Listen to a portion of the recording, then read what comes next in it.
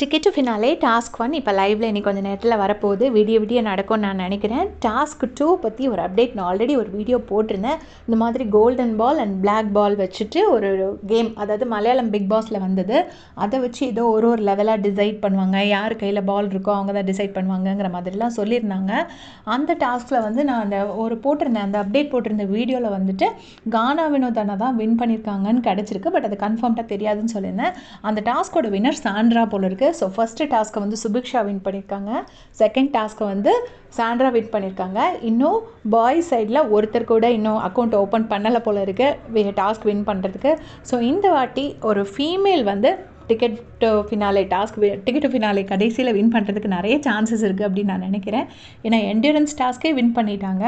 அப்போ இனி கான்சன்ட்ரேஷன் அந்த மாதிரி பேசிஸில் வர டாஸ்க்கு இல்லை பேச்சு டாஸ்க்லாம் வைக்க மாட்டாங்க டிடிஎஃப்பில். ஒரு வேளை வச்சுட்டாங்க அப்படின்னா அப்போ வந்து கேர்ள்ஸ் தான் வின் பண்ணுறதுக்கு நிறைய சான்சஸ் இருக்குது. ஸோ இந்த டாஸ்க் வந்து செகண்ட் டாஸ்க் வந்து நிறைய பேர் என்கிட்ட கேட்டிருந்தீங்க, வினோதனா தான் வின் பண்ணியிருக்காங்களான்னு திருப்பி கேட்டிருந்தீங்க. இந்த டாஸ்க்கை வின் பண்ணது சாண்ட்ரா போல இருக்குது. அப்டேட் கிடச்சிருக்கு.